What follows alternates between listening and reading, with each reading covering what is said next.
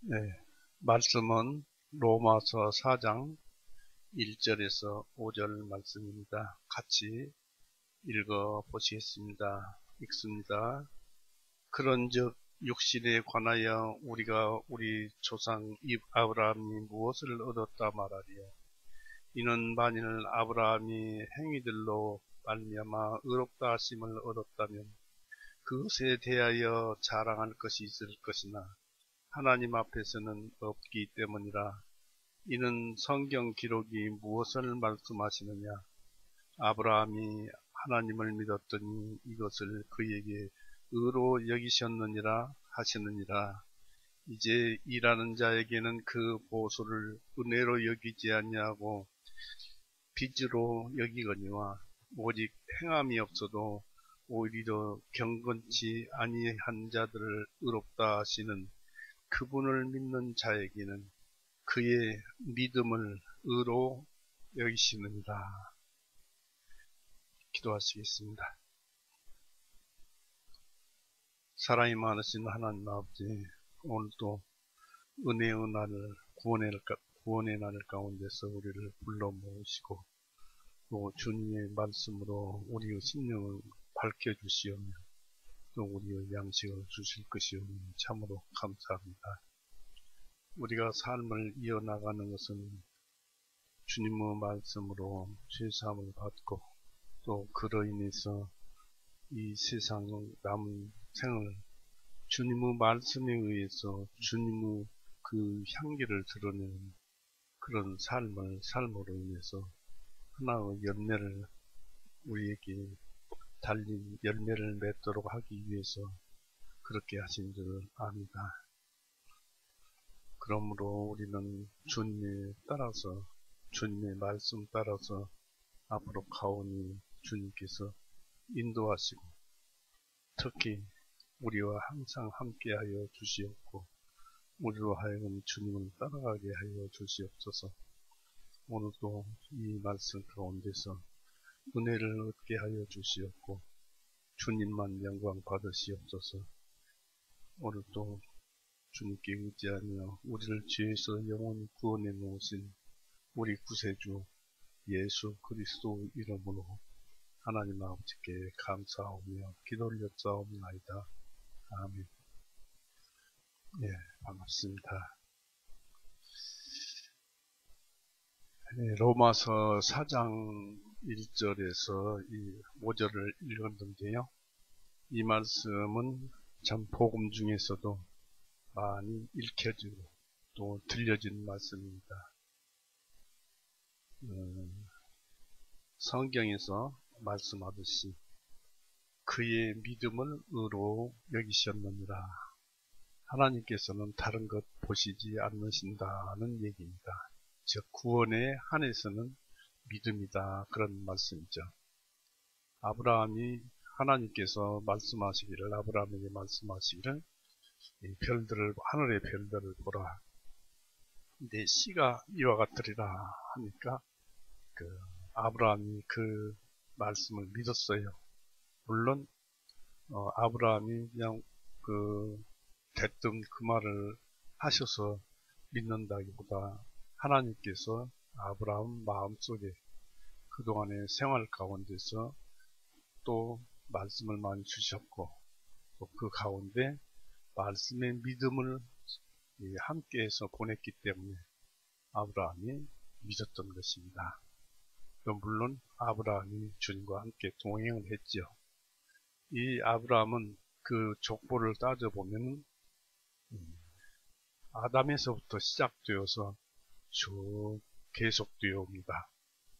물론 그 가인은 떨어져 나가고 아벨도 죽고 셋째 그 아들로 인해서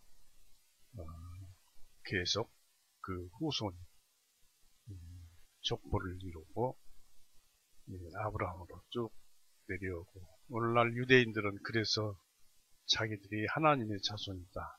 아브라함이 우리 아버지다. 성경에도 또 아브라함이라는 것은 모든 백성의 아버지다라는 뜻이 들었죠. 그래서 특히 이스라엘 백성은 하나님의 자손이다, 아브라함의 아들이다 해서 택한 백성으로서 교회만 나가면은, 우리 이방인들에게는 교회만 나가면은 하나님의 자녀가 된다, 이런 잘못된 것을 심어주기도 합니다. 그러나 오늘은 그런 그 말씀 속에서 우리가 아브라함 자손들에게 배워야 할 것이 무엇인가? 구원이 유대인에게서 남이라 했습니다.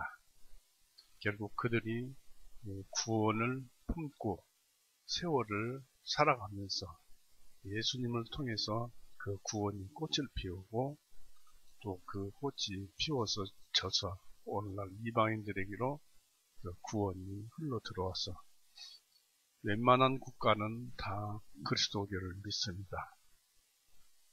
그래서 이 구원을 노래하고 또 찬송을 합니다만은, 사람들이 대부분 보면은 구원에만 치중되어 있어요. 당연히 구원은 첫째입니다. 구원을 받아야 하나님을 알고 예수님을 알고 복음을 알기 때문에 구원이 첫째이기는 합니다만은, 그 이후에 하나님에 대해서 우리는 어떻게 해야 할 것인가, 우리의 의무가 있다는 것입니다. 그래서 그 의무는 하나님의 향기를 드러내는 것, 즉 다시 말해서 하나님께 영광을 돌리는 것이 바로 우리의 의무라고 할 수 있겠습니다. 오늘 그 말씀은 로마서 4장을 읽다가 이런 것을 또 책을 읽다 보면은, 성경책을 읽다 보면은 책이 이쪽으로 갔다 저쪽으로 갔다 이렇게 신약에서 구약으로, 구약에서 신약으로 우리를 인도합니다. 그런데 이제 마음이 딱 꽂힌 곳이 시편 19편이에요. 한번 찾아보시겠습니다.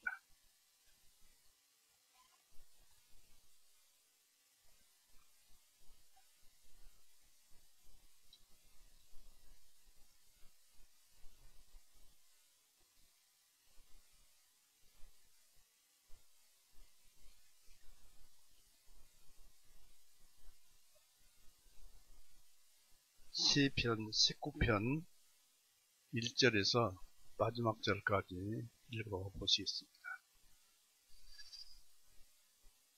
그냥 들어보세요. 하늘들이 하나님의 영광을 선포하고 궁창이 그분의 손으로 행하신 일을 드러내니까 낮은 낮에게 말하고 밤은 밤에게 지식을 보이나니 말도 없고 언어도 없으며 그것들의 음성도 들리지 아니하나 그것들의 줄은 온 땅을 통하여 뻗어나가고 그들의 말들은 세상의 끝까지 이르렀도다. 그분께서 해를 위하여 하늘들의 장막을 세우셨으니 해는 자기 방에서 나오는 신랑 같고 경주하기를 기뻐하는 힘센 남자와도 같도다. 그 떠오르는 것은 하늘의 끝에서부터 나아가며 그 회전하는 것은 하늘의 끝까지이니 그 열기로부터 숨을 것은 아무것도 없도다. 주님의 율법은 완전하여 혼을 회심시키며 주님의 증거는 확실하며 단순한 자를 지혜롭게 만들고 주님의 법규들은 정직하여 마음을 기쁘게 하며 주님의 명령은 순수하며 눈을 밝게 하는도다. 주님의 두려우심은 정결하여 영원히 지속되니 주님의 법령들은 참되고 의로우시며 참으로 그것들은 금이나 많은 정금보다 더 사모할 것이며 꿀과 송이꿀보다 더 달도다. 또한 그것들로 인하여 주님의 종이 경고를 받으며 그것들로 준수함으로 큰 보상이 있나이다. 누가 자기 잘못을 능히 깨달을 수 있겠나이까? 주님이시여 은밀한 과오들로부터 나를 깨끗하게 하옵소서. 또 주님의 종이 주제넘게 지은 죄들로부터 지켜주시어 그 죄들이 나를 주관하지 못하게 하옵소서. 그리하시면 내가 정직하게 되리니 내가 큰 지역과에서 순결하게 되겠나이다.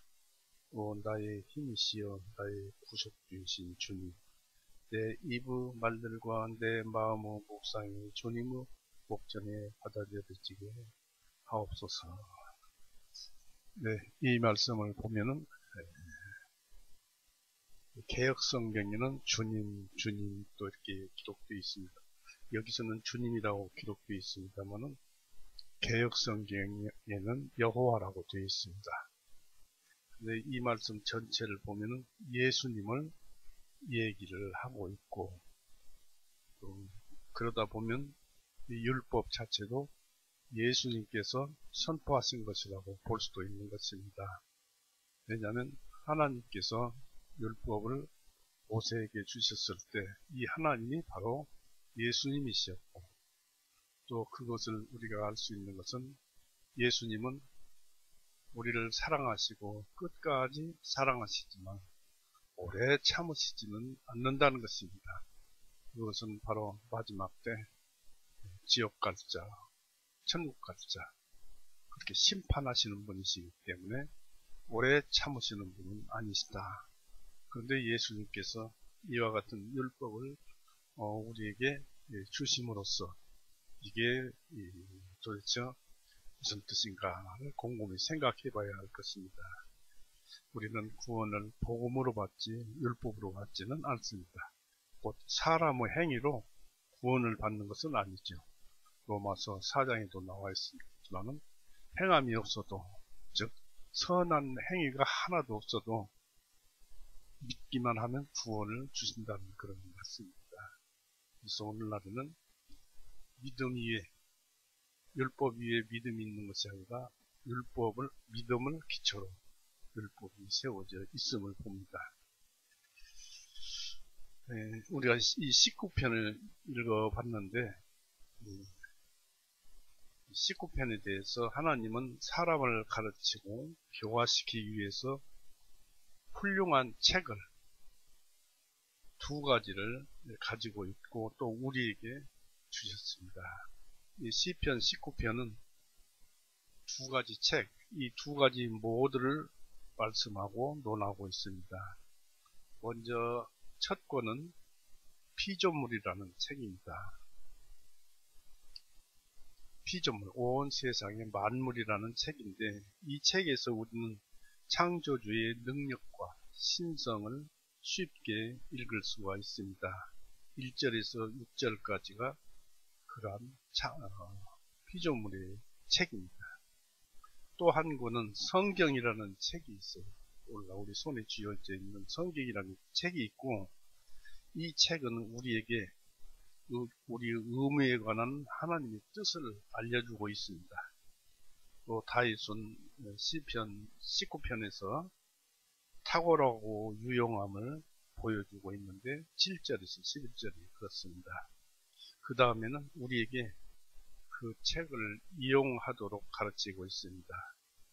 오늘은 현실 속에서 우리와 함께 사시는 하나님을 알자, 그런 얘기입니다. 하나님 저 영적인 세계에만, 천국에만 계시는 것이 아니고 우리와 같이 살고 있어요. 현실 속에서 그런 하나님을 알고 보자, 그런 얘기입니다. 이 시편 19편 1절에서 6절에서는 창조 속에서 나타난 피조물이라는 그 책 속에서 하나님의 영광을 찾아보며 알아보겠습니다. 다윗은 이 귀절들 속에서 우리에게 세상에서 매일 볼 수 있는 것들로부터 육안으로 볼 수 없는 하나님의 소유에 대해서 깊이 생각해 보라고 합니다. 하나님의 존재는 의심할 바 없이 분명하게 나타나 있고, 하나님의 영광을 눈으로 볼 수 있는 하늘 속에서 그것의 구조와 아름다움, 또 천체의 질서와 운행 속에서 탁월하게 빛나고 있습니다.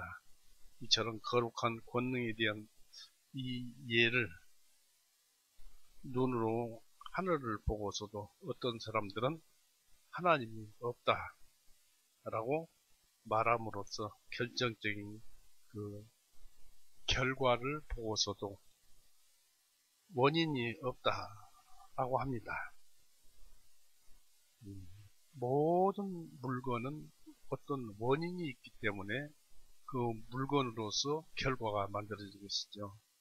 이게 그걸 모르는 사람은 시편 14편에 이렇게 기록하고 있습니다.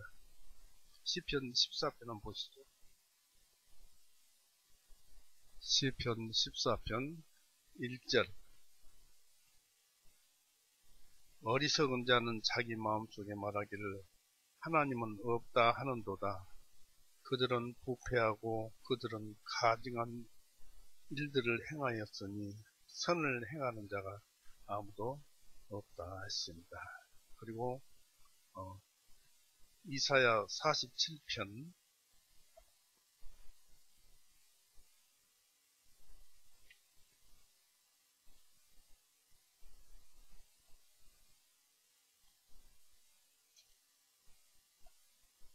10절을 봅니다. 이사야 47편 10절. 이는 내가 내 사악함을 신뢰하여 말하기를 나를 보는 자가 없다 하였기 때문이다. 내 지혜와 내 지식이 너를 타락하게 하였으니 내가 내 마음속에 말하기를 나뿐이여 나 외에는 다른 이가 없다 하였도다. 즉 자기가 어떻게 해서 생겼는지 어디에서 나왔는지 자기라는 결과가 있으면서도 자기가 만들어진 그 원인은 모르더라는 얘기입니다.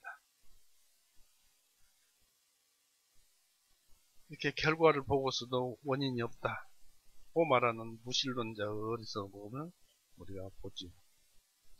그래서 우상숭배자들의 어리석음과 그들의 상상력이 헛됨을 보여주고 있습니다. 우상숭배자들은 하늘이 하나님의 영광을 선포할지라도 창조된 결과물에만 영광을 돌리고 있을 뿐 그것을 정작 만드신 하나님께는 영광을 돌리지 않고 있습니다.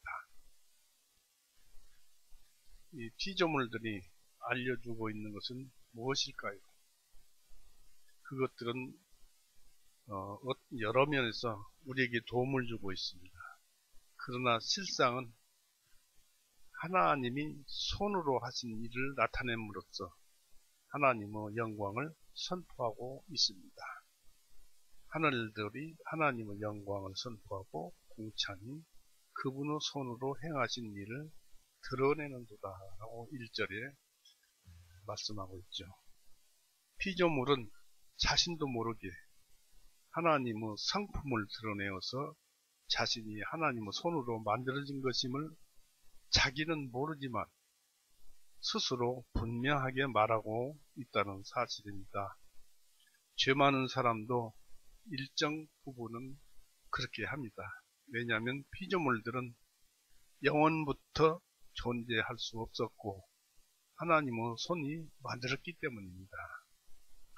이 세상의 존재는 우연히 되어졌다. 우연히 만들어졌다. 어떤 사건이 우연히 일어났다라는 우연이라는 단어는 우리 인간 세상에서나 좀 어떤 그 상황을 유격을 주기 위해서 그 우연이라는 말을 쓰지 성경에서는 우연이라는 것은 없다는 얘기입니다. 즉 우연이라는 말은 우연이라는 그 사건은 성경 말씀하시기를 절대 존재할 수가 없다고 합니다. 전도서 9장 보세요.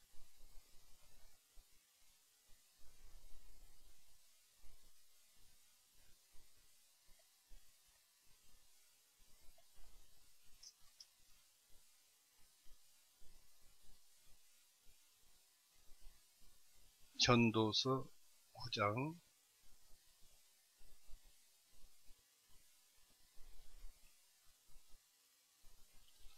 11절 보십시오. 11절, 12절을 읽어봅니다. 전도서 9장 11절, 12절을 제가 읽어봅니다. 내가 돌이켜 해 아래에서 보니 경주가 빠른 자들에게도 경주가 빠른 자들에게도 주어지는 것이 아니고 전투가 힘센 자들에게도 주어지는 것이 아니며 빵이 지혜로운 자들에게도 주어지는 것이 아니고 재물이 총명한 사람들에게도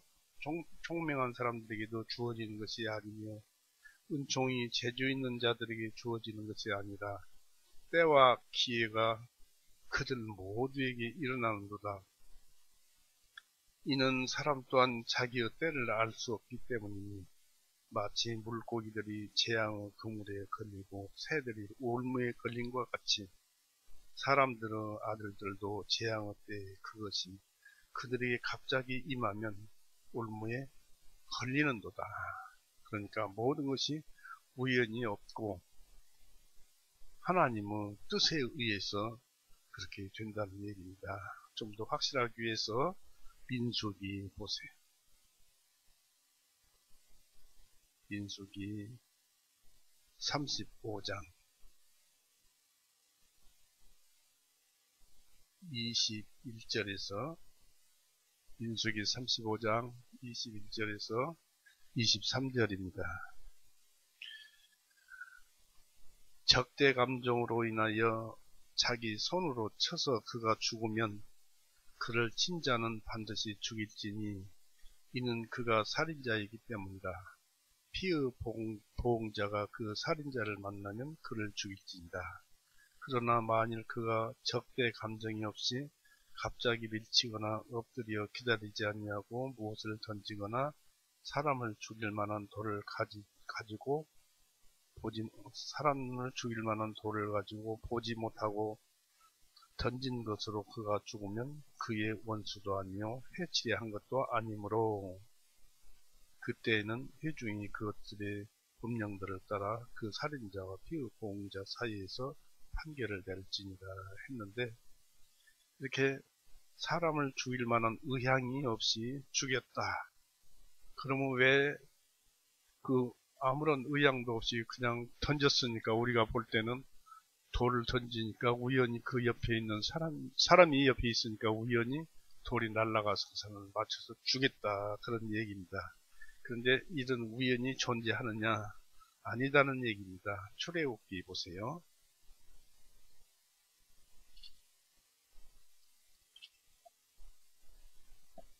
출애굽기 21장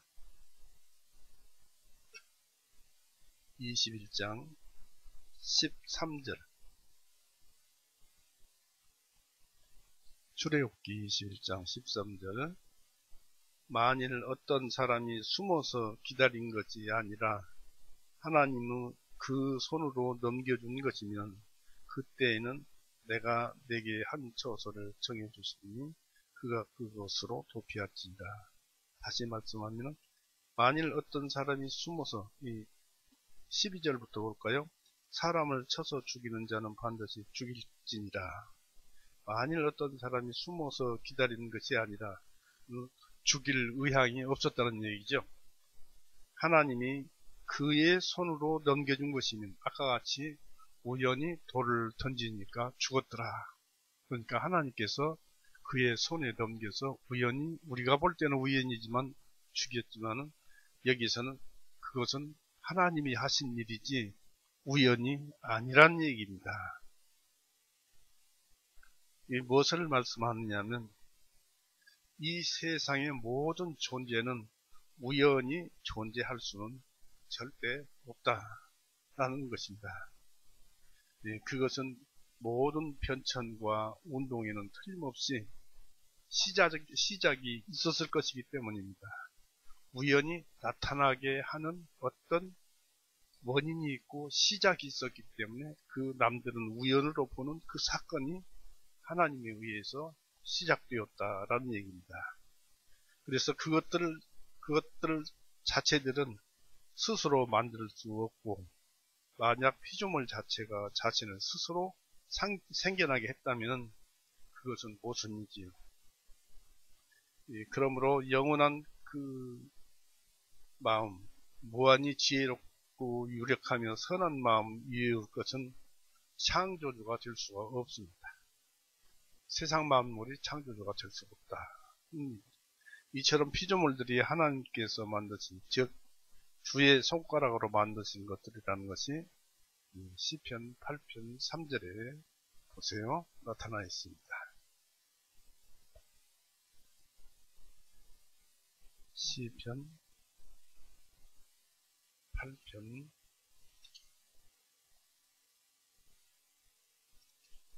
3절. 주님의 손가락으로 지어진 주님의 하늘들과 주님께서 정해놓으신 달과 별들을 내가 생각하여 보니 사람이 무엇이기에 주님께 그들 마음에 두시며 사람의 아들이 무엇이기에 주님께서 그를 찾아오시나이까 했습니다. 하나님은 사람을 사랑하시고 모든 그 손가락으로 지으신 그들을 사랑하신다는 그런 얘기입니다. 그리고 우리가 이제 장인이라고 그러는 요즘 텔레비에서는 그 유명한 그 장인들 있지요. 뭐라고 합니까? 그런 장인들이 있는데 장인의 솜씨에 따라서 그 어떤 그 만드는 물건의 그 품질이 다르듯이 창조주의 피조물들이 하나님의 영광을 선포하고 있습니다. 사람마다 만드는 것이 다르잖아요. 같은 밥을 해도 어떤 사람은 이런 맛이 나고 저런 맛이 나고 그렇죠. 우리는 하나님의 창조하신 것을 탁월함에서 창조주의 무한하신 완전함을 쉽게 추론할 수 있습니다. 또 인간의 내면에 있는 양심을 보자 이것입니다. 우리 속의 양심.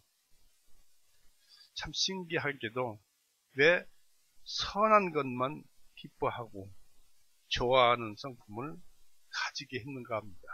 가지게 하였는가. 참 사람은 이상해요.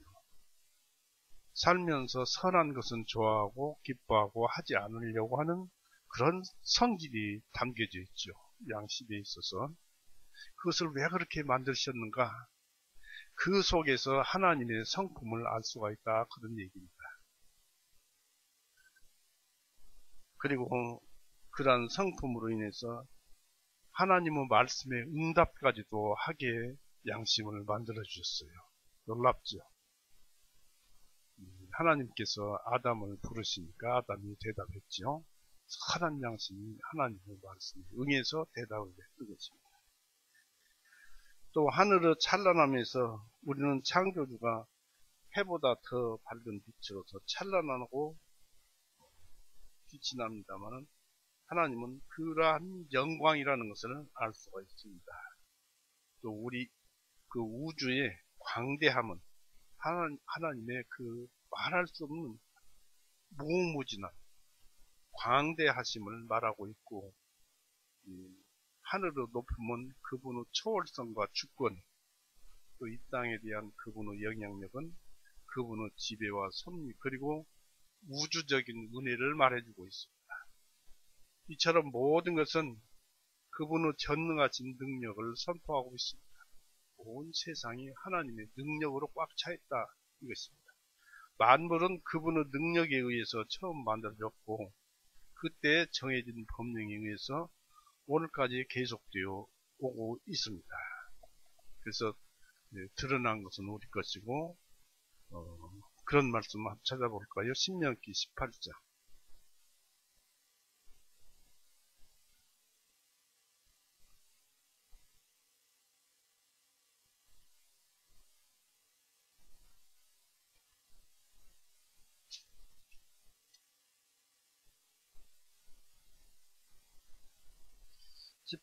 신명기 18장 20절에서 21절 보시겠습니다.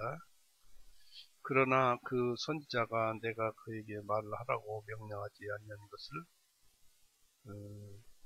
하지 않는 것을 내 이름으로 주제넘게 말하거나 다른 신들의 이름으로 말한다면 그 선지자는 반드시 죽으리라 하셨느니라. 그런데 이 성경을 잘못 찾은 것 같습니다. 신명기 29장 29절을 보십시오.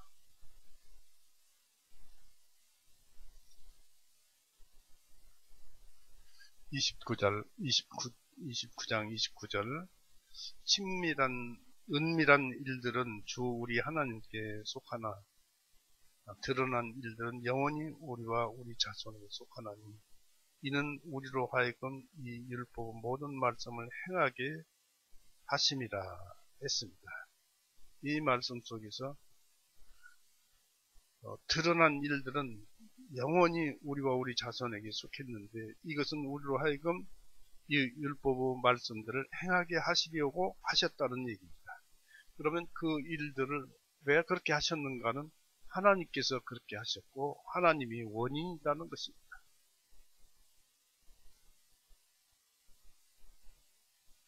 그래서 이와 같은 드러나는 그것이 하나님의 뜻에 의해서 오늘날까지 지속되어 오고 있다는 것입니다. 이런 사실을 알리는 것들은 어떤 것이 되겠습니까? 첫째, 하늘에 창공이 있습니다. 이것은 대개 광대한 공간이고 성운과 고정된 별들의 영역입니다.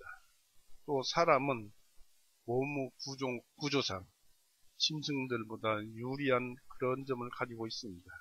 즉 짐승들은 아래를 내려다보도록 만들어져 있고 따라서 그들의 영도 땅 아래로 내려갑니다. 사라져 버립니다. 그러나 사람은 위를 볼 수 있도록 직립적 세워져서 만들어져 있습니다. 왜냐하면 위를 향한 그의 영혼은 곧 위로 가야만 하기 때문입니다. 그리고 꾸준히 그리고 일정하게 계속되는 낮과 밤이 있습니다. 2절이 그러죠. 낮은 낮에게 밤은 밤에게. 하나님의 영광을 말하고 있습니다. 즉 하나님께서는 태초에 빛과 어둠을 나누셨고 땅이 있을 동안에는 낮과 밤이 쉬지 아니하리라고 창세기 8장 22절에는 그렇게 기록되어 있습니다. 이것은 하나님과 노아와 맺은 언약입니다. 그래서 그 언약에 의해서 그 말씀 하나에 의해서 지금도 변함없이 밤과 낮이 있습니다. 정해진 그 하나님에 의해서 정해진 질서를 태초부터 오늘날까지 하나님께서는 지켜오셨습니다. 그런데 이 약속의 확고부동함을 말하기 위한 섭리의 언약이 은혜의 언약과 비교되고 있습니다. 예레미야 33장 보세요.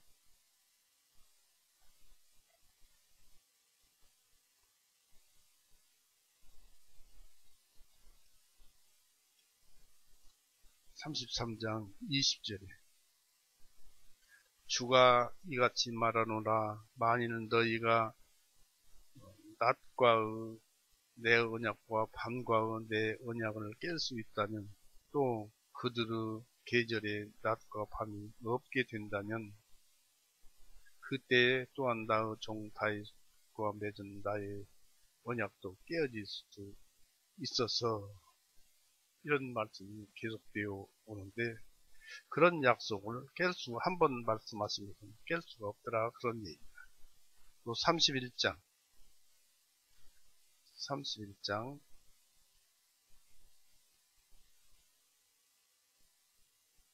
35절 36절 보시면은 주가 이같이 말하노라. 내가 해를 낮의 빛으로 주고 달과 별들의 규례들을 밤의 빛으로 주었으니 파도들이 소리칠 때 바다를 나누었나니 만군의 주가 그의 이름이라. 주가 말하노라. 만일 그러한 규례들이 내 앞에서 떠난다면 그때는 이스라엘의 씨도 내 앞에서 영원히 민족이 되지 못하리라고 여기에 약속을 하셨습니다. 자연의 왕국에서뿐만 아니라 섭리의 왕국에서도 하나님은 빛도 만들고 어둠도 창조하시는 것입니다. 이사야 45장 7절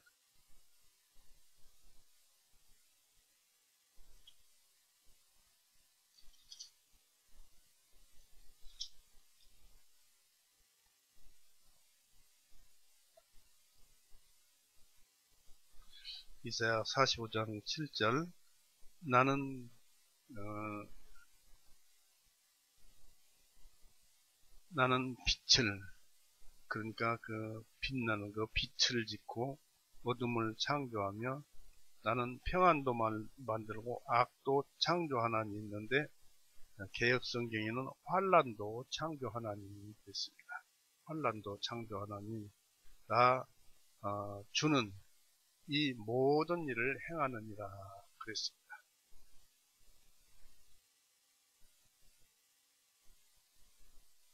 그래서 한 가지를 다른 한 가지와 상반되도록 배치하신 것을 섭리 가운데서 그 배치하신 것을 살펴보도록 우리에게 그 가르치는 말씀으로 교훈하십니다. 해의 빛과 영향력은 특별히 뛰어나게 하나님의 영광을 선포하고 있습니다. 누구에게 하나님의 영광을 선포하고 있습니까?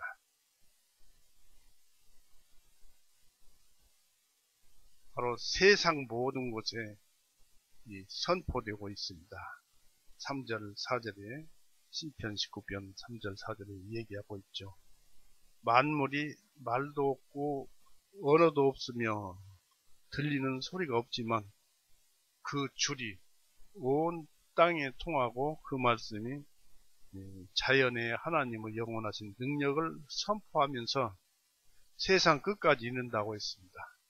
모든 만물이 하나님이 만들었으니까 모든 만물이 하나님의 성품을 드러낸다라는 얘기입니다.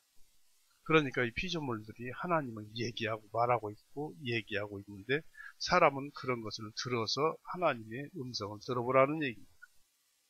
또 사도 바울은 유대인들이 이방인들에게 복음 전하는 것을 분노해서는 안 되는 이유로 이 섭리를 예로 들고 있습니다. 즉 하나님은 이미 그가 지으신 이방인들에게 그 자신을 알리셨고 그들에게 증언이 결렬되도록 만들지는 않으셨기 때문입니다. 로마서 10장은 보세요.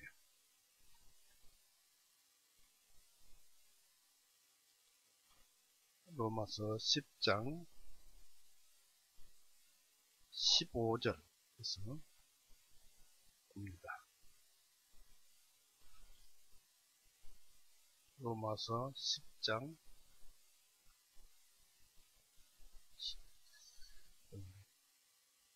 15절에서 18절까지입니다. 보내심을 받지 아니하였으면 그들이 어찌 선포하리요. 기록된 바와 같이 화평이 복음을 선포하며 좋은 일들의 기쁜 소식을 가져오는 자들의 발이 어찌 그리 아름다운고 함과 같습니다. 그러나 그들이 모두 복음에 순종한 것은 아니며 이사야가 말하기를 주님 우리가 전한 그 말씀을 누가 믿었나이까 하였으니 이건 이사야가 이제 되죠. 17절에 그러므로 믿음은 들음에서 나오며 들음은 하나님의 말씀에서 나오느니라. 그러나 내가 말하노니 그들이 듣지 못하였느냐? 그들이 듣지 못하였느냐? 이방인들이 듣지 못하였느냐? 참으로 그렇지 아니하니 그들의 소리가 온 땅에 퍼졌고 그들의 말들이 세상 끝까지 이르렀도다 하였느니라. 즉 예수님의 복음은 천천히 온 세상에 퍼졌지만 예수님 이전에 하나님에 관한 소식은 온 세상에 다 퍼졌고 또 피조물이라는 책으로서 다 그들에게 퍼져 있다 그런 얘기입니다. 그래서 이런 말을 하지요. 그 이방인들이 그렇기 때문에 하나님 말씀이 퍼졌기 때문에 이방인들이 우상 숭배자가 된다는 것은 그 말씀이 퍼졌으니까 변명할 수가 없는 것이다 라고 합니다. 로마서 1장 보세요.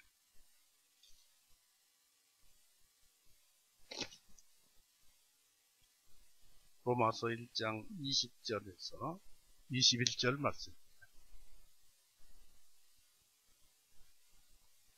이는 그분에 속한 보이지 아니하는 것들 곧 그분의 영원한 능력과 신격이 세상의 창조 때부터 분명히 보이며 그 만들어진 것들에 의해 깨달아 알 수 있나니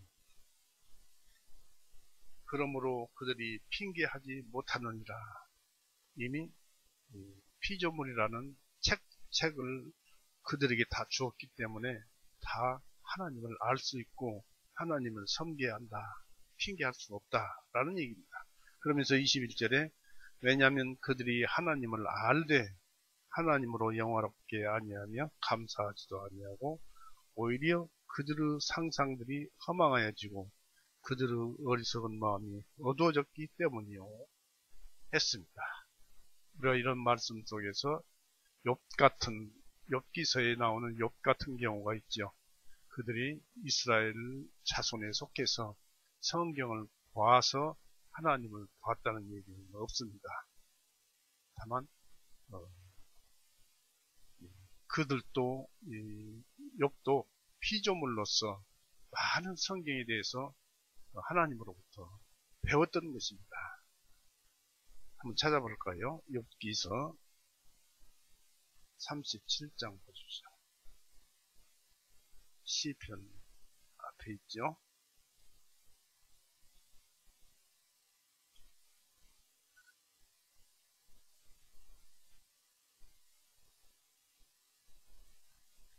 네, 37장 1절 이로 인하여 내 심장도 떨리고 자기 자리에서 벗어나는도다.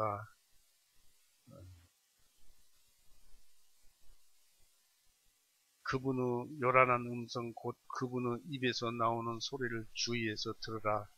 그분께서 온 하늘 아래에 그 소리를 보내시며 땅의 끝들에 그분의 번개를 보내시는도다.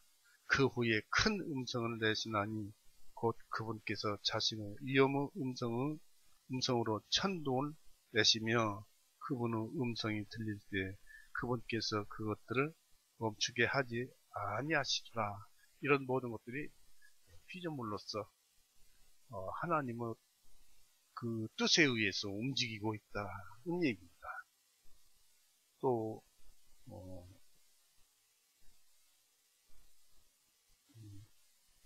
22절 여러 군데인데 22절에서 봅니다. 내가 눈이 있고 창고 속으로 들어갔느냐 아니면 내가 우박이 있는 창고를 본 적이 있느냐 내가 고난의 때와 싸움의 전쟁이 있는 날을 대비하여 이것을 남겨두었느니라. 빛이 어느 길로 갈라지기에 동풍이 땅 위에 흩어지더냐. 이런 피조물의 책을 하나님께서 욥에게 가르쳐주고 있는 것입니다. 또 넘겨보십시오. 또 40장도 계속 그런 말씀이 이어져 나오는데 40장을 보십시오.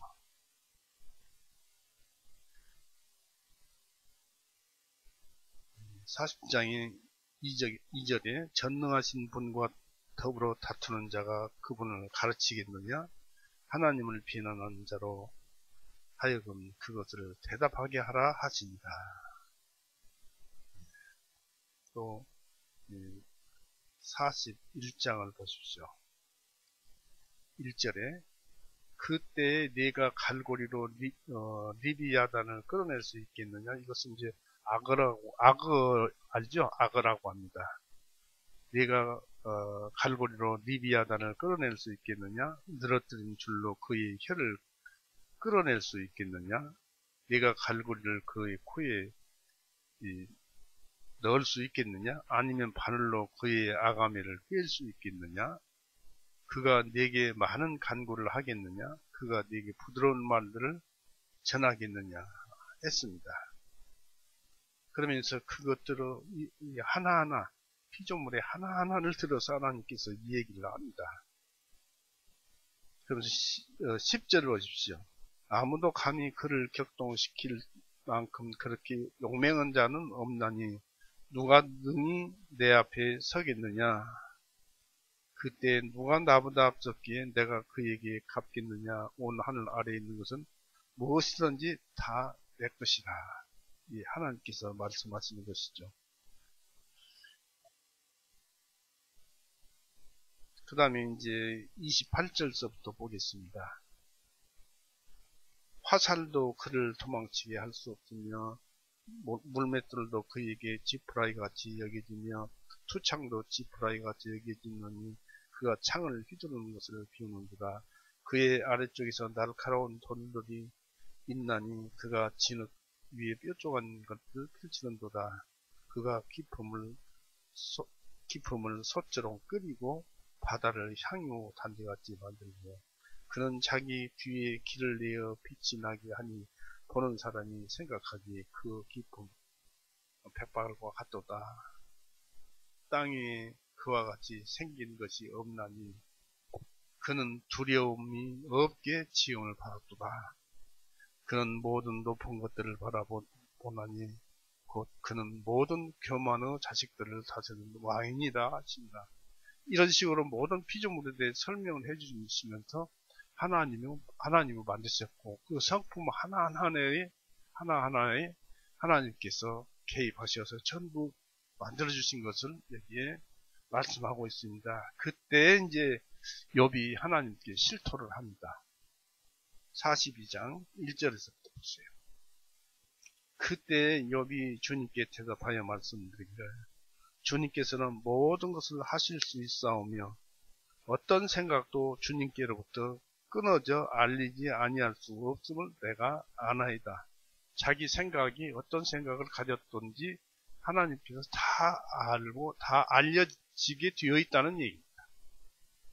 그러면서 지식이 없이 이치를 숨기는 자가 누구입니까?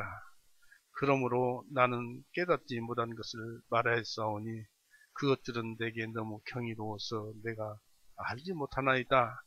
내가 간청하오니 들으시옵소서. 내가 말씀드리겠나이다. 내가 주님께 여쭈오니 내게 알려주옵소서. 내가 주님께 대하여 귀로만 들었사오나 이제는 내 눈으로 주님을 배웁나이다. 곧 피조물로 책을 읽어보고 하나님의 성품과 하나님의 뜻과 하나님의 마음을 비로소 이 욥이 알게 된 거예요. 자기 혼자 자기 양심으로 선하게 살고 하나님을 섬긴다는 것이 그것이 좋은 것이 아니고 하나님의 말씀의 뜻에 의해서 살아야 된다는 것입니다. 그래서 이 모든 것에서 피조물 책에서 알아서 욥은 내가 이제 귀로만 들었사오는데 내 이제 눈으로 본다. 이제 하나님을 제대로 만나보았다. 라는 그런 말씀을 여기서 하고 있는 것입니다. 이처럼 이방인들도 하나님을 찾고 찾으면 하나님을 만날 수가 있기 때문에 로마서 1장 20절 21절에 그들이 하나님을 알만한 것이 주어졌는데 하나님을 모르고 우상 숭배를 하면 그는 변명할 것이 없다. 21절에 보니까 왜냐하면 그들이 하나님을 알되 하나님으로 영화롭게도 아니하며 감사하지도 아니하고 오히려 그들의 상상들이 허망하여지고 그들의 어리석은 마음이 어두워졌기 때문이요. 해서 우상 숭배나 하고 그러더란 얘기죠. 사도 바울은 이렇게 로마서 1장 20절 21절을 통해서 얘기했습니다.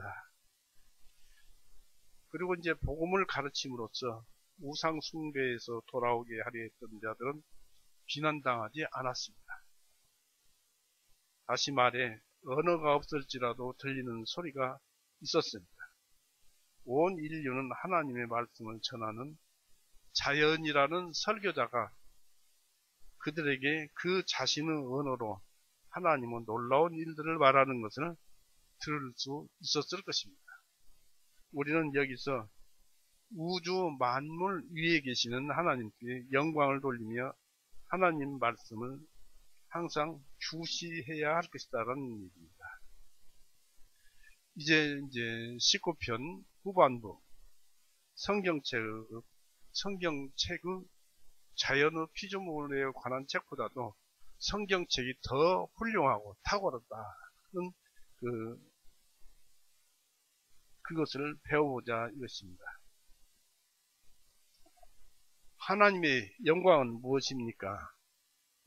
하나님의 영광은 곧 사람에 대한 선하심이 바로 하나님의 영광입니다.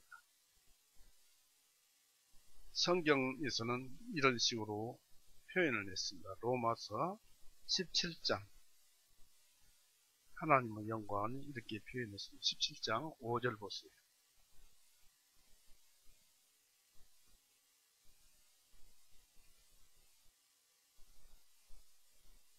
오 아버지여, 이제 세상이 있기 전에 내가 아버지와 함께 누렸던 그 영광으로 아버지와 함께 친히 나를 영광스럽게 하옵소서 하였습니다. 그러니까 창세 이전에, 세상이 있기 전에 내가 아버지와 함께 누렸던 그 영광이 있었는데, 그 영광으로 이제 아버지와 함께 이제 친히 다시 이 세상에 와서 이렇게 인간으로서 죄를 담당하고 죽는데 나를 영광스럽게 하옵소서. 그러니까 그 영광이 무엇이냐면 선한 영광인데, 하나님의 영광스러운 선한 영광인데, 예수님께서 인간들을 위해서 피 흘리고 죽으시잖아요. 그래서 죄 많은 그 인간들을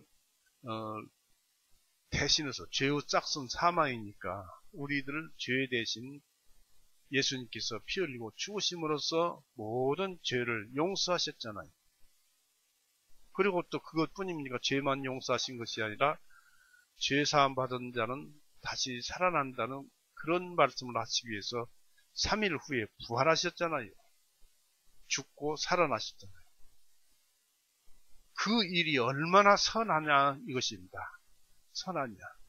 그 일이 얼마나 영광스럽냐 이것입니다. 그게 하나님의 영광입니다.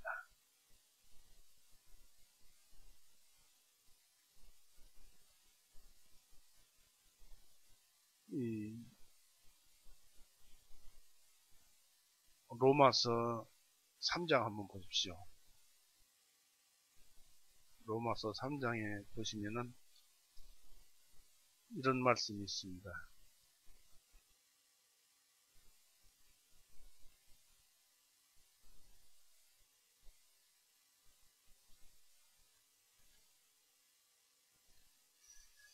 23절부터 봅니다. 오늘 책을 많이 읽는 편입니다. 23절. 이는 로마서 3장 23절. 이는 모든 사람이 죄를 범하였기 때문에 하나님의 영광이 이르지 못하더니 그리스도 예수님 안에 있는 구속으로 말미암아 그분 은혜로 값없이 의롭게 되었느니라. 이 예수님을 하나님께서 그분의 피를 믿음으로, 예수님의 죽으심을 믿음으로 말미암는 한 화해 예물로 내어놓으셨으니 이것은 하나님께서 오래 참으사 지나간 죄들을 사하심으로 인하여 자신의 의를 밝히 드러내시며, 내가 말하거니와 곧 이때 자신의 의를 밝히 드러내셔서 자신도 의로우시며 또한 예수님을 믿는 자도 의롭게 하시는 이가 되시기 때문이다. 그러니까 예수님이 우리의 죄를 용서하시는 것이 의로우시며, 또다시 우리가 그 덕택으로 또 믿음으로써 의롭게 되는 자가 되었잖아요. 이것이 은혜를 위한 은혜인 것입니다. 은혜 위에 은혜이고 은혜를 위한 은혜인 것입니다.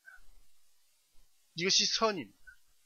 예수님의 선, 하나님의 선, 영광이고 예수님의 영광입니다.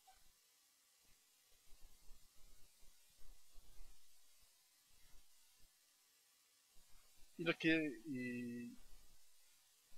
하나님의 그 영광은 창조 역사 속에서 많이 나타나고 있지만, 거룩한 이 성경 말씀 계시 속에서, 그리고 그 계시에 의해서 더욱 많이 나타납니다. 거룩한 성경은 하나님에 대한 우리의 의무와 또 하나님에 대한 우리의 기대를 알려주는 길잡이로서 밤이나 낮이나 우리가 숨쉬고 있는 공기나 햇빛보다 우리에게 훨씬 유용하다 이것입니다. 성경이 먹고 사는 것보다, 태양빛보다 더 유용하다 이런 말씀입니다. 만일 사람이 자기의 그 결백함을 지니고 있었다, 자기가 깨끗하다고 양심상 거리낌이 없었다는 것을 지켰었다면, 즉 창세의 아담처럼 죄가 없었다면은 그 하나님께서 지으신 것에 의해서 하나님을 아는 일은 더 쉬웠을 것입니다. 그러나 타락한 상태에 있는 그 죄 많은 사람을 회복시키기 위해서는 또 다른 방법이 취해져야 했습니다. 그것은 하나님의 전지전능하신 말씀에 의해서 이루어져야만 하였습니다. 7절 9절 보십시다. 시편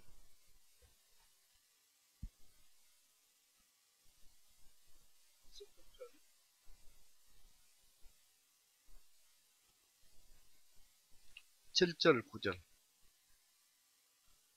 주님의 율법은 완전하여 혼을 회심시키며 주님의 증거는 확실하며 단순한 자를 지혜롭게 만들고 주님의 법규들은 정직하여 마음을 기쁘게 하며 주님의 명령은 순수하며 눈을 밝게 하는도다. 주님의 두려우심은 정결하며 영원히 지속되며 주님의 명령들은 잘되고 참되고 의로우시며 이렇게 되어 있는데 다른 성경에서는 이렇게 되어 있어요. 주님의 율법은 완전히 혼을 회심시키며 여호와의 증거는 확실하며 또 8절에 여호와의 법규들 또 여호와의 명령 9절에 여호와의 두려우심은 또 여호와의 법령들은 이렇게 기록되어 있습니다. 여호와를 계속 여기 기록되어서 성경은 쓰고 있습니다. 그 하나님의 그런 말씀을 쓰면서 하나님의 탁월한 그 특성과 유용성에 대해서 이제 우리가 그 설명을 듣고 있는데 아까 말씀드린 대로 각 문장에 여호와라는 그 이름이 반복되어 있습니다. 그것은 의미 없는 반복이 아닙니다. 왜냐하면 율법이 지닌 그 권위와 탁월함은 율법을 만드신 분으로부터 부여받은 것이기 때문입니다. 율법을 누가 만들었어요? 하나님. 예수님이 만들었어요.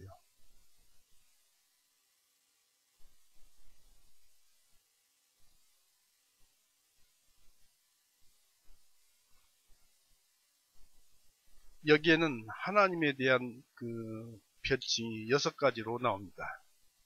거룩한 계시를 총괄적으로 생각해 볼 때 교훈과 약속, 특히 이 복음 등으로 간주됩니다. 여기에 그것에 대한 훌륭한 특성도 여러 가지가 있는데 그것은 그 율법의 거룩한 근원을 입증해 주고 있습니다. 또한 그것은 우리의 마음을 율법에 기울이도록 권하고 있고 또 어떤 다른 법들보다도 율법을 더욱 찬탄하게 하고 있습니다. 또한 여기에는 그 율법이 인간의 마음에 미치는 여러 가지 좋은 영향이 제시되어 있습니다. 이것은 그 율법이 어떤 의도를 가지고 있는가, 또 우리가 율법을 어떻게 사용할 수 있는가, 율법과 함께 행해지고 그것에 대해서 그것에 의해서 역사되어지는 거룩한 은혜의 효능이 얼마나 놀라운가를 보여주고 있습니다. 율법이 그렇게 소중하더라 그런 얘기입니다. 구원 하면서 구원은 복음으로 받는 것이고 율법이란 행위로서 구원을 받는 것은 아니지요. 그렇지만 율법 자체는 굉장히 소중한 것이다 라는 얘기입니다. 우리가 구원을 받고 그 다음에 예수님께서 서로 사랑하는 새 계명을 주었습니다. 서로 사랑하라는 새 계명을 주었는데 어떻게 사랑할 거예요? 사랑의 방법은 어떻게 해야 합니까? 어떻게 해야 사랑을 합니까? 바로 율법이 주어졌잖아요. 율법이 사랑을 행하는 방법이에요. 선한 일을 하고 남을 도와주고 이롭게 하고 그것이 사랑이에요.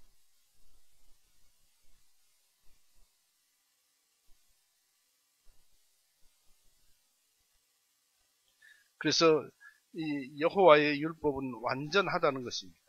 율법은 모든 타락에서 완전히 떠났고 모든 선으로 완전히 채워져 있어요. 율법. 또 율법이 의도하는 목적에 완전히 합당합니다. 그리고 율법은 하나님의 사람을 온전케 할 것입니다. 디모데후서 보세요. 신약의 디모데후서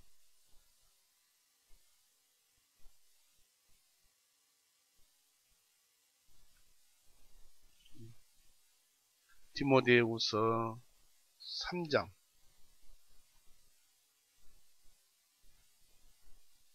16절 17절 보세요. 이건 사도 바울이 디모데에게 준 서신서죠.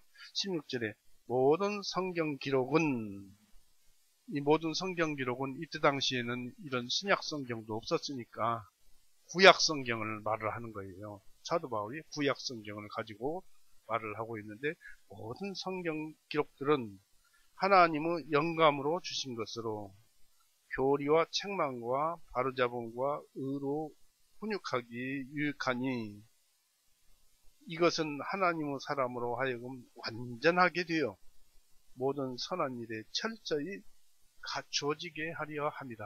이것이 성경이라는 거예요. 필요하다는 일, 버리라는 것이 아니에요. 율법에는 어떠한 것도 아무것도 더하거나 뺄 수 없습니다.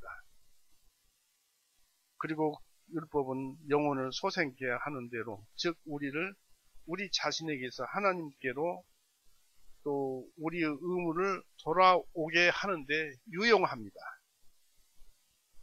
율법은 선하잖아요. 우리 선한 양심은 참 선하잖아요. 율법과 우리의 선한 양심은 서로 궁합이 맞잖아요. 우리의 양심이 더러워졌기 때문에 하나님께서 율법을 주신 것입니다. 사람에게 사람의 양심을 불러일으켜서 깨워서 그 율법과 똑같으라고 율법을 주신 거예요. 왜 그러냐면 율법은 하나님을 떠난 우리의 죄악과 비참함, 또 아울러 우리가 그에게로 돌이켜야 하는 절대적인 필요를 우리에게 보여주고 있기 때문입니다. 그 다음에 이제 두 번째로는 여호와의 명령, 그 증거는, 즉 우리에게 제시된 하나님에 대한 증거는 확실합니다. 우리가 그 명령, 그 증거를 성경에서 증거로 기록되고 명령으로도 기록되어 있는데, 그 증거를 신용할 수 있고 의지할 수 있으며 그것이 우리를 속이지 않으리라는 사실은 명백하고도 침범할 수 없을 정도로 확실합니다. 어떻게 그런 선한 그런 율법이 우리의 양심이 속이겠습니까? 그러므로 자신의 어리석음을 깨달아서 가르침을 받고자 하는 자들은 하나님의 말씀에 의해서 지혜롭게 되어야 할 것입니다. 시편 25편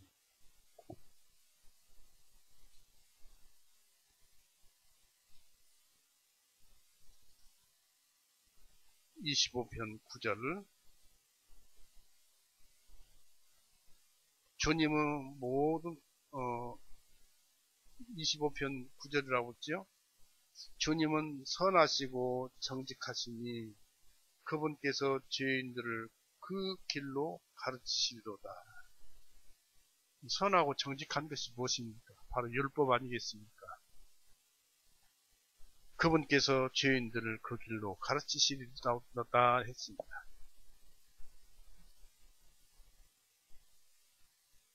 이 여호와의 법규, 주님의 법규, 그 예수님의 법규는, 그 예수님의 교훈은 그의 권위로서 제정되고 어느 곳에서나 구속력이 있는 것을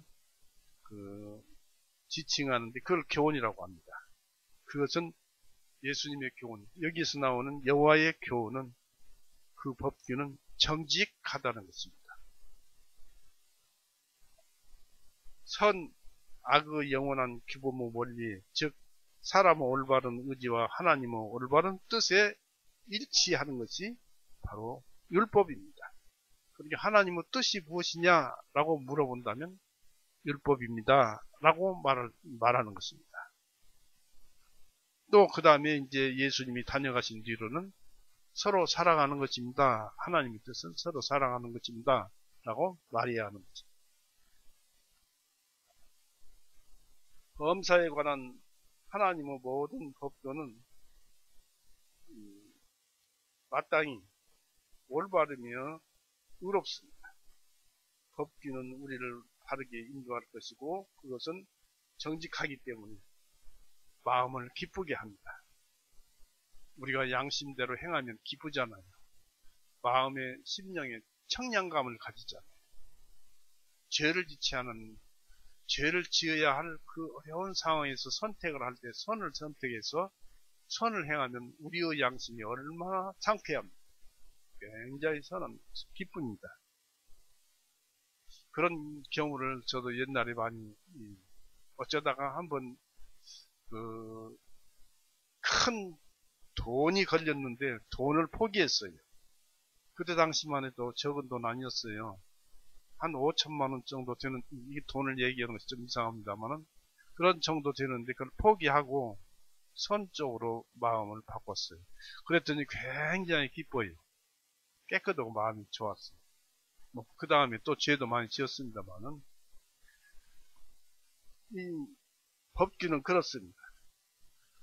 우리가 그리스도 손에서 볼 수 있는 율법은 기뻐할 이유를 주고 있습니다. 예수님의 손에서 줄 수 있는 그 율법이 무엇이죠? 그것은 예수님의 계명입니다. 그리고 이것은 기뻐할 이유를 주고 있습니다. 그리고 그것이 우리 가슴에 새겨졌을 때 그것은 우리의 마음, 바른 마음을 회복시켜 줌으로써 영원히 기뻐할 토대를 마련해 주고 있습니다. 예수님의 율법을 찾아보겠습니다. 요한복음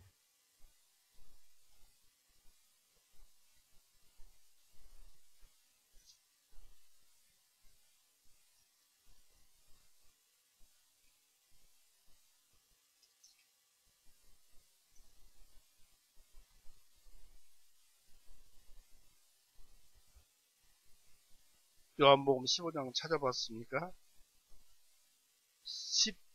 요한복음 15장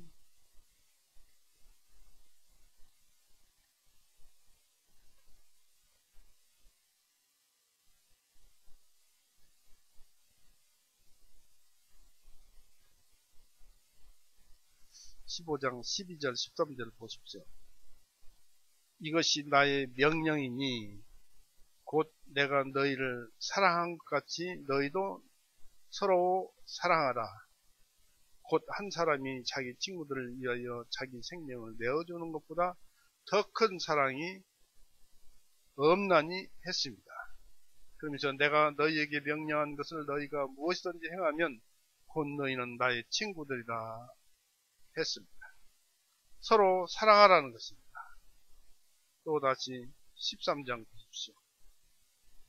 요한복음 13장 34절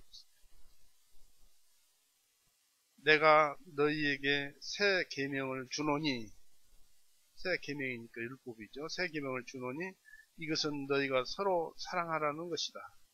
내가 너희를 사랑한 것 같이 너희도 서로 사랑하라. 만일 너희가 서로 사랑하면 이로써 모든 사람들이 너희가 나의 제자인 줄을 알리라 하시니라. 사랑이 예수님의 율법이고 예수님의 계명이고 그렇습니다.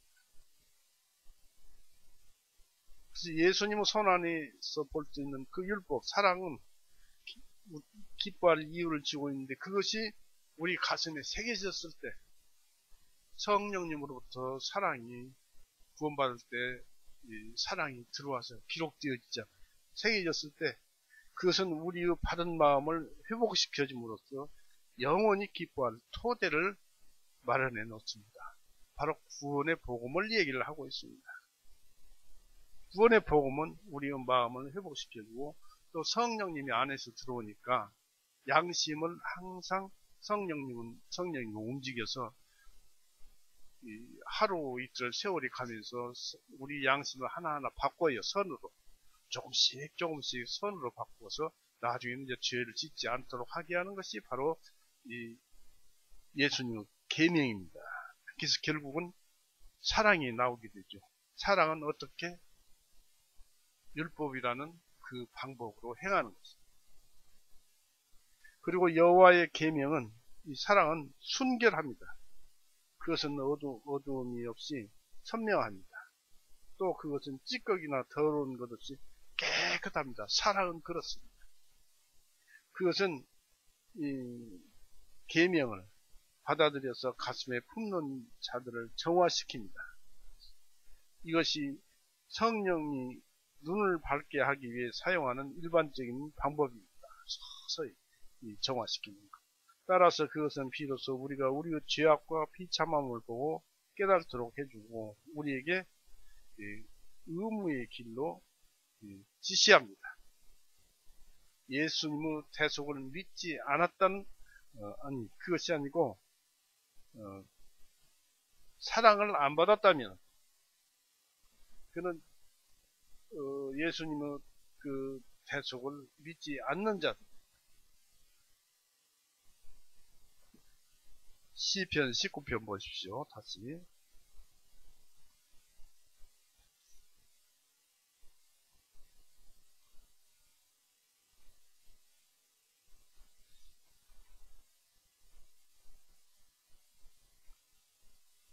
여기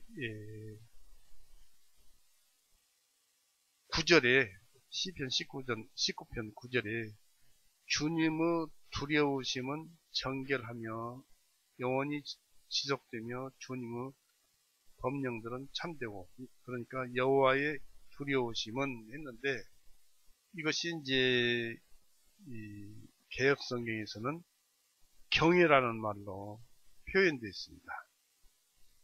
여호와를 경외하는 도는 정결하다는 얘기입니다. 주님의 두려우심은 정결하여. 무슨 뜻인지 이해가 안 갔죠. 주님을 두려워하는 것이 정결한 것이다.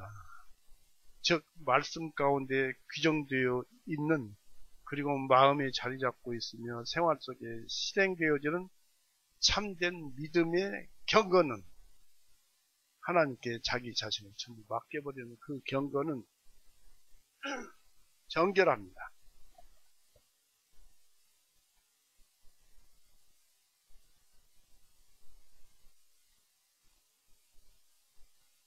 이 경외는 그 자체가 정결해서 우리를 깨끗하게 합니다. 요한복음 15장 3절 보세요.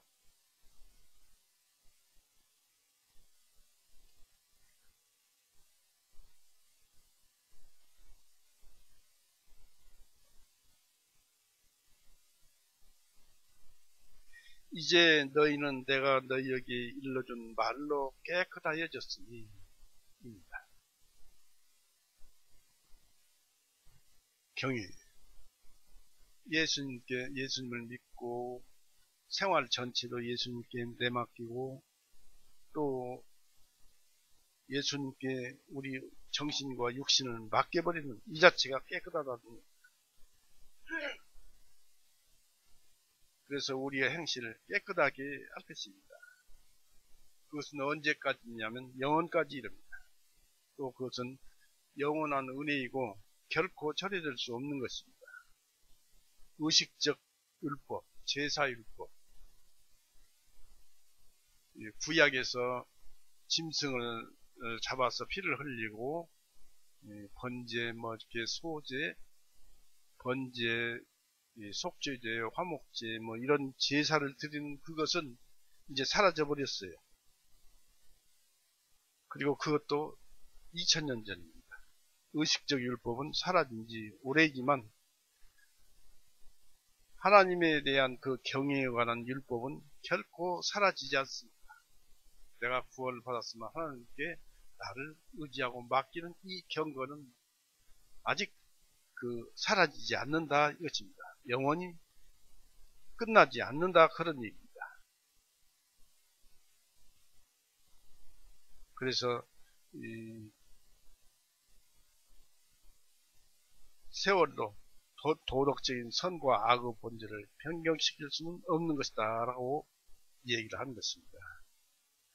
여호와 규례, 주님의 규례에 그랬는데 주님의 법령들은 무한하신 지혜로 이루어진 그분의 모든 교훈은 규례는 참되고 의로우시다는 겁니다. 그것은 가장 신성하고 명백한 진리를 근거로 하고 있습니다. 또 다 의로우며 모두 자연적인 공의에 일치하고 있습니다. 그 속에는 불의한 것이 하나도 없습니다. 모두 한 가지. 참으로 하나님의 말씀은 놀랍고 놀랍습니다. 10절, 13절 보십시오.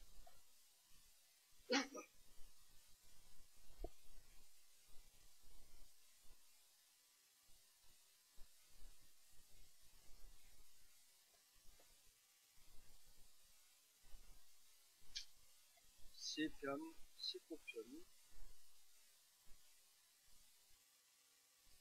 10절 13절 보세요.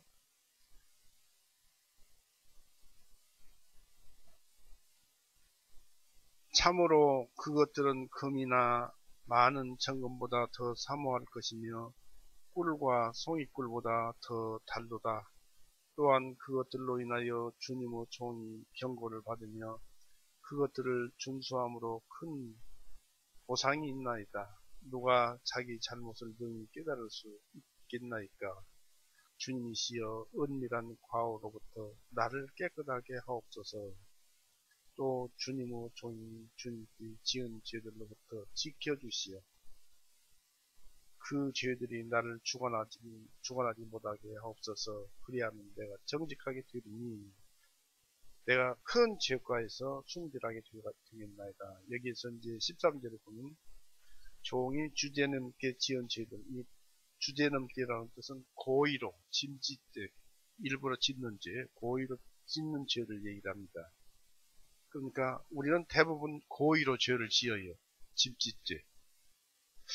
이거 행하면은 죄인 줄 알면서도 죄를 짓는다 이것입니다.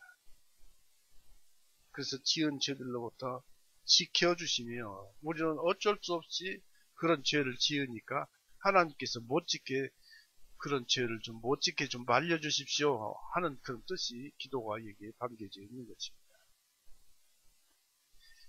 지금까지 우리는 피조물의 책과 성경책에 대해서 찾아보았죠. 시편 19편에서 여기서 배울 것은 하나님께서 현실 속의 계심에 대해서입니다. 이것이 심장과 피부에 새겨지면 좋겠습니다. 하나님이 현실 속에 우리와 함께 하고 있다는 그 사실을 말입니다. 유대인들은 뼈 골수까지 이 생각이 박혀 있었습니다. 우리는 택한 백성이요 하나님의 자녀다. 아브라함은 우리 아버지다. 라는 그 신앙이 박혀 있었습니다. 그러나 이방인은 우리는 어떻습니까? 우리도 그렇습니까? 유대인들의 유랑의 역사는 창세기에서부터인데 우리가 그들의 신앙을 이해할 수 있겠느냐 이것입니다. 애굽의 노예 생활도 광야 40년 생활도 가나안 생활도 그들은 하나님 한 분을 믿고 그분에 의해서 모진 고난을 겪어가면서 세상을 살아왔던 사람들. 그들의 마음속에는 오직 하나님 한 분뿐이었습니다. 그런데도 버림을 받았습니다. 가히 충격적입니다. 하나님께서 직접 먹이고 입히시고 재우셨는데도 버림을 받았습니다.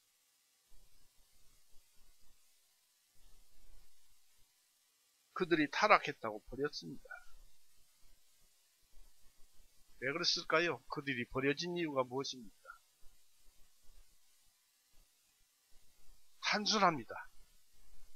예수님의 죽으심과 부활하심, 예수님의 대속을 믿지 않았다는 사실 한 가지입니다. 성경이 무엇을 말씀하느냐? 아브라함이 하나님을 믿었더니 그 믿음을 의로 여기셨습니다. 유대인들은 하나님께서 자신들을 얼마나 사랑했는지 모릅니다. 그렇게 하나님을 따르고 믿으면서도 하나님께서 율법이나 주셔서 잘못하면 징벌이나 내리고 또 모진 고통도 당하고 이방 민족에게 종으로 잡혀 들어가서 70년이나 고생을 했습니다. 그게 전부 사랑이었어요. 마태복음 23장 보십시오.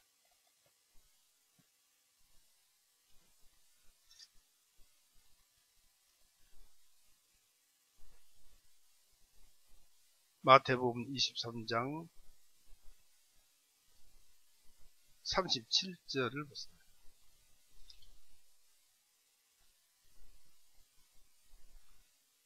예수님이 이 마음속으로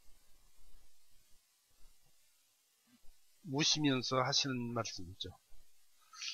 오 예루살렘아 예루살렘아 선지자들을 죽이고 너에게 보내심을 받은 자를 돌로 치는 자여 암탉이 자기 병아리를 날개 아래 함께 모음같이 내가 얼마나 자주 너희 자녀들을 모으려고 하였느냐. 그러나 너희가 원하지 아니하였도다. 너희 죄를 용서하러 왔는데 내가 죽으면 용서가 되고 살아나면 너희도 부활할 텐데 왜 믿지 않느냐. 너희를 지금까지 고생시키고 너희들을 이 환난 가운데서 많은 삶을 살게 한 것은 이 한 가지 선물, 보물을 주려고 온 것인데 왜 따르지 않느냐. 그런 통곡의 말씀입니다. 마태복음 11장 17절을 보십시오.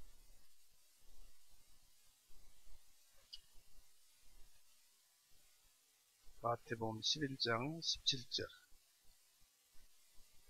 말하기를 우리가 너희를 위하여 피를 불어도 너희가 춤추지 아니하였고 우리가 너희를 위하여 애통하여도 너희가 통곡하지 아니하였다 함과 같으니.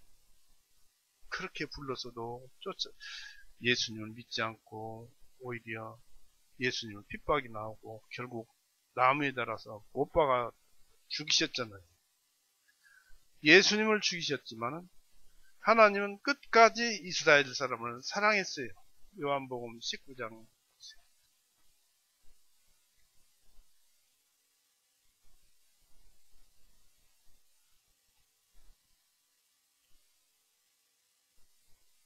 요한복음 19장 30절에 그러므로 요한복음 19장 30절에 그러므로 예수님께서 그 식초를 받으시고 그분께서 말씀하시기를 그것을 다 이뤘다. 성경을 다 이뤘다 하신 후에 그분의 머리를 숙이시고 영이 떠나가십니다.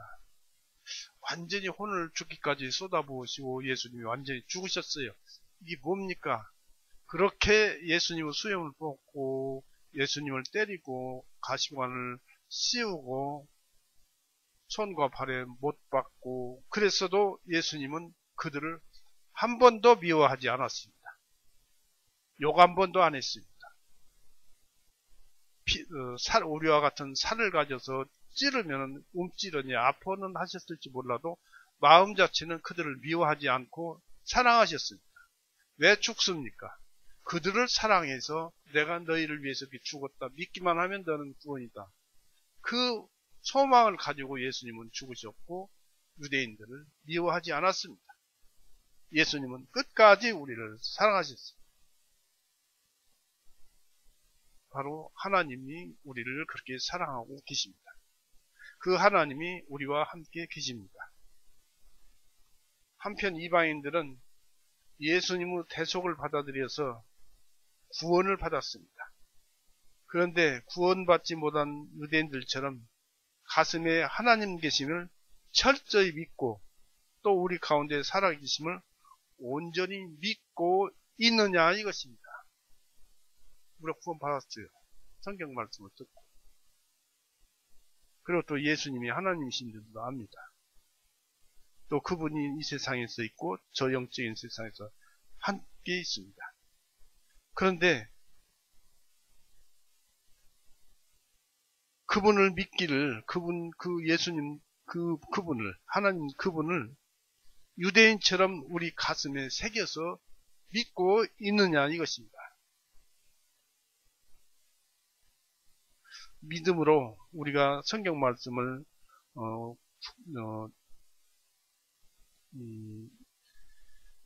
구원은 죄사함으로부터인데 이런 그 말씀을 믿음으로써 구원을 받는데, 그래서 믿음으로 구원을 가지고 있지만은 자기의 그 타락한 본성에 이끌려서 유리할 대로 하나님은 살아 계신다 하면서도 참으로 하나님은 살아계신지 어쩐지 알지 못하고 이상하게 하나님을 섬겨요. 하나님께서 나를 구원해 주셨는데 이제 내가 편안하고 그 모든 것이 잘 풀려나가면은 내 속에 또 하나의 하나님을 세웁니다. 내 믿음 속에 또 하나의 하나님을 세워요. 우상으로서의 하나님을 세우고 있습니다. 그것을 깊이 생각해 봐야 할 것입니다. 하나님을 믿고 예수님의 구원을 믿고 구원을 받았는데 구원받을 때는 그렇게 기뻤어요. 그런 다음에 세상을 살다 보니까 힘들고 어렵고 곤란한 점이 닥칩니다. 그럴 때는 하나님을 찾습니다. 그렇게 하나님을 찾는데 그때 그 하나님이 어떤 하나님입니까? 자기를 죄에서 구원해 주신 하나님이시던가요? 곤란할 때 찾는 하나님이시라면 자기의 그 타락한 본성을 충족시키기 위해서 그런 하나님을 찾는다면 우상으로 자기 마음속에 하나님을 세워놓고 그 우상 하나님을 믿는 것입니다. 그렇게 해서는 안 된다는 것입니다. 이스라엘처럼 유대인들처럼 온 그 역사가 하나님을 믿었듯이 그 믿음으로 우리는 꽉 차 있으면서 구원의 복음이 함께 해야 한다. 그런 얘기입니다. 깊이 생각해 봐야 할 일입니다. 야고보서 3장 한번 보십시오.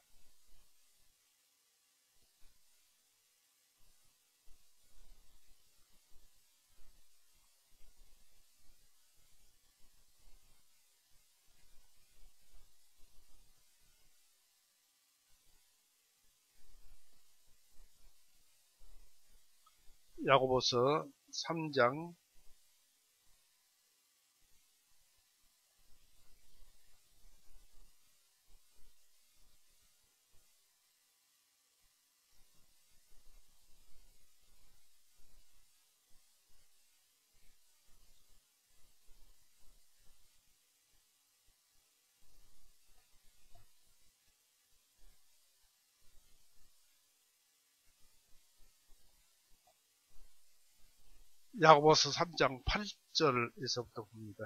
10절까지. 혀를 길들일 사람은 없나니 그것을 다스릴 수 없는 악이요 죽이는 독으로 가득한 것이니라. 이것으로 우리가 하나님 아버지를 찬송하고 또한 이것으로 우리가 하나님을 형상대로 지으신 받은 사람들로 저주하느니라. 같은 입으로 찬송과 저주가 나오는 도다. 나의 형제들아, 이런 일이 마땅하지 아니하니라. 도저히 그럴 수 없다는 얘기. 그래서 오늘 그 말씀이 그 뜻하는 바는 구원받지 못했던 유대인들이 하나님 살아계심을 확실히 알았듯이 그냥 머리끝에서부터 발끝까지 하나님으로 뭉쳐져 있는 하나님 분명히 알았거든요. 그러나 예수님의 죄삼, 다시 부활, 이것을 하나 안 믿었기 때문에 지옥 간 거 아닙니까? 그것이 없었어요. 그것 하나 없었지만 우리는 그것은 또 가지고 있어요. 대신에 이스라엘 백성처럼 투철한 그 하나님이 우리 하나님 아버지요, 우리의 생명이요, 길이요 진리요 생명이신 예수님이시지만 우리 하나님, 나를 낳아주신 하나님, 나와 함께 천국에서 사실 하나님, 오늘 이 자리에 현실 속에서 계신 하나님, 또 우리와 함께 사는 하나님, 그 하나님을 항상 우리가 늘 생각하면서 그 하나님을 존경하고 공경하면서 살아가야 할 것 아니겠느냐, 이런 말씀을 드리는 것입니다. 그럴 때 우리는 우리의 선한 양심이 하나님께 응답하는 것입니다. 어디를 가든지 살아계신 하나님께서는 따라다니면서 불꽃 같은 눈으로 우리를 보시고 지켜주시고 보호하여 주십니다. 어찌 우리가 이스라엘 사람들처럼 투철한 그 하나님 계심과 그 믿음과 구원받음을 가지고 있다면 어찌 동행하지 않겠습니까? 저는 그것을 오늘 성경 말씀에서 찾아보았습니다. 로마서 4장 보십시오.